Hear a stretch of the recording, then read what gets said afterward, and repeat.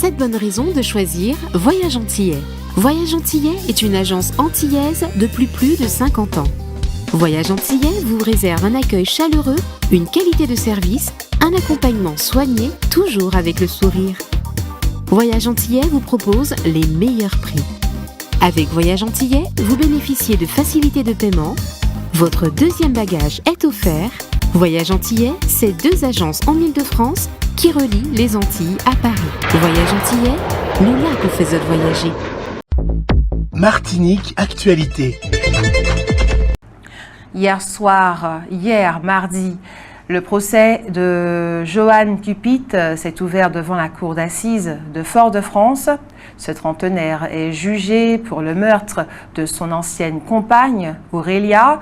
La jeune femme, âgée de 22 ans, est morte dans l'incendie survenu dans sa maison, quartier Trénel, en novembre 2019.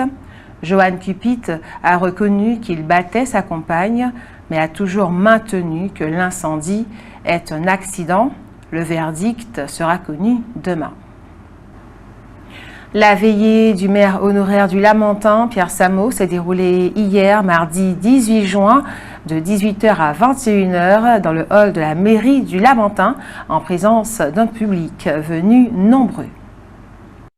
Aujourd'hui, mercredi 19 juin, sa dépouille est allée dans les quartiers du Lamentin à la rencontre de ses ex-administrés. Un périple qui a commencé dès 8h au pont du Calbassier et qui s'est terminé en fin de matinée à l'hôtel de ville. La cérémonie funéraire a eu lieu à 15h à l'église Saint-Laurent du Lamentin avant que le cortège funéraire fasse le tour du centre-ville. L'inhumation de Pierre Samo a ensuite eu lieu au cimetière du Lamentin.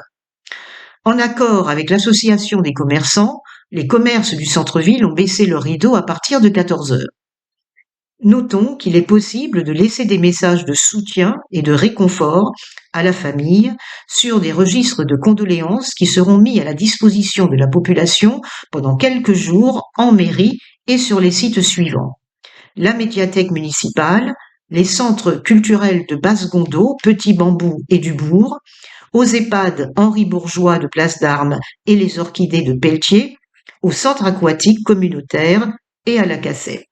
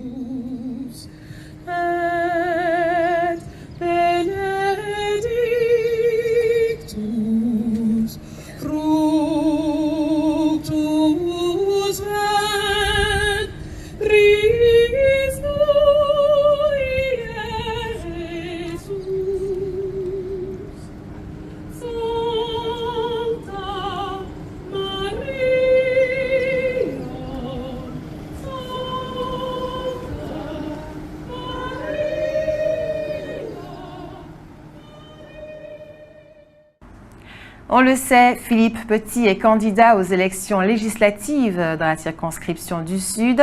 C'est sa 8e participation à ces élections. En 2022, il avait obtenu 3,10%, pas assez pour être remboursé de ses frais de campagne.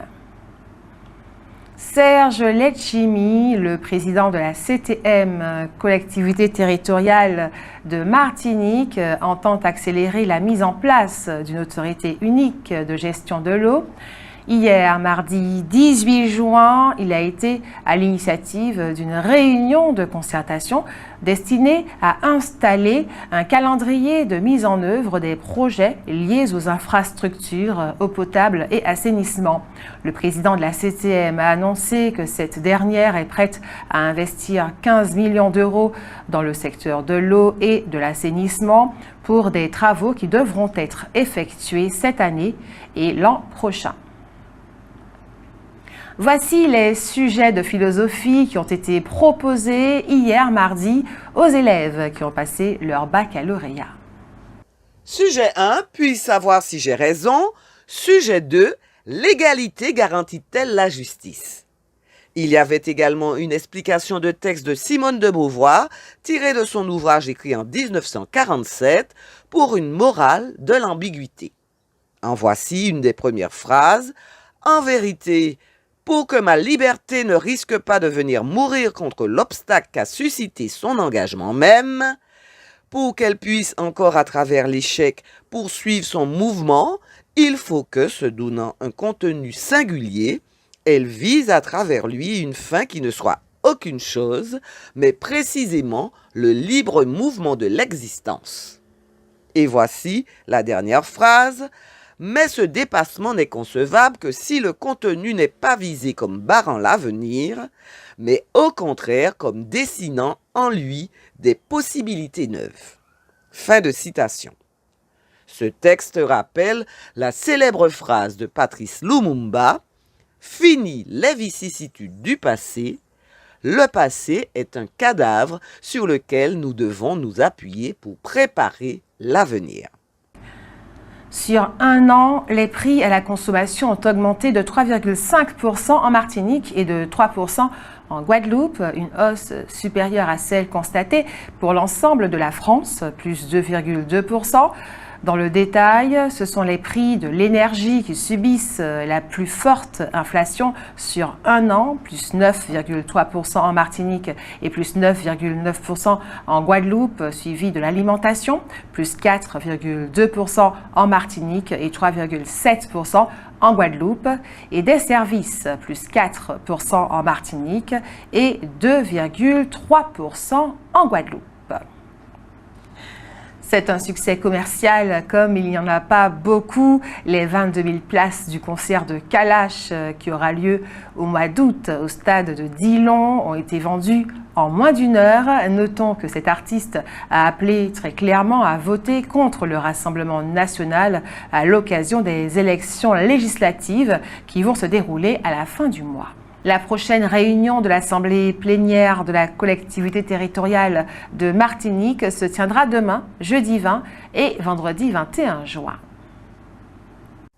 À l'ordre du jour, essentiellement le compte de gestion et compte administratif pour l'exercice 2023, le budget supplémentaire pour l'exercice 2024, le contrat de convergence et de transformation CCT 2024-2027, le transfert des 50 pas géométriques, la convention de partenariat État-CTM pour la prévention des inondations de la RN5, le dispositif territorial d'aide à l'emploi maritime et le projet de révision de la programmation pluriannuelle de l'énergie PP.